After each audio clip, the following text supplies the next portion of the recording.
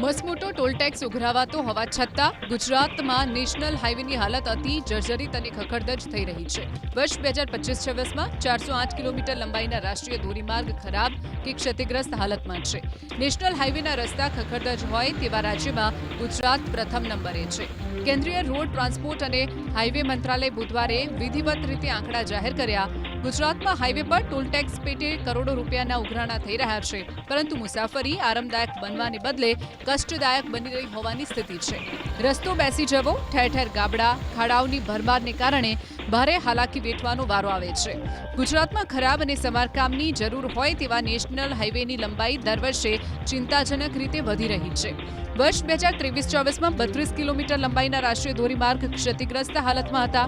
ત્યારબાદ વર્ષ 2024-25માં 210 કિલોમીટરના નેશનલ હાઈવે ખરાબ થતા સમારકામની જરૂરિયાત ઊભી થઈ રહી છે. હવે વર્ષ 2025-26માં 408 કિલોમીટર લંબાઈના રાષ્ટ્રીય ધોરીમાર્ગ ખરાબ થયાનો સ્વીકાર કર્યો છે. જાણકારોના મતે એક સમયે ગુજરાતના રોડ રસ્તાઓની દેશભરમાં ચર્ચા થતી હતી, પરંતુ આજે સ્થિતિ વિપરીત છે. આ આંકડા બાદ એબીપી અસ્મિતાએ અલગ અલગ વિસ્તારોમાં હાઈવે પર રિયાલિટી ચેક કર્યું, જેમાં રાજકોટ જેતપુર નેશનલ હાઈવે અનેક જગ્યાએ બિસ્માર હાલતમાં જોવા મળ્યો. બિસ્માર હાઈવેના કારણે ટ્રાફિક જામની સમસ્યા પણ અહીંયા વિકટ બની છે.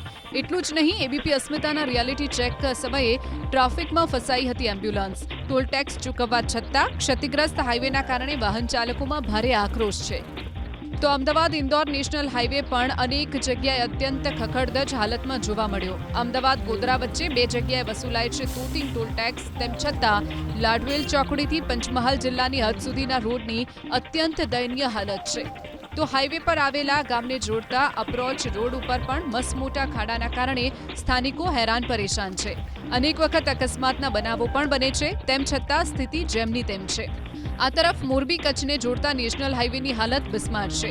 8A નેશનલ હાઈવે પર મસમોટા ખાડા જોવા મળ્યા. સ્થાનિકોને સતાવી રહ્યો છે અકસ્માતનો ભય. વાહન ચાલકોએ જણાવ્યું કે મુદ્રાથી મોરબી સુધીના હાઈવે પર આ જ પ્રકારના ખાડા છે.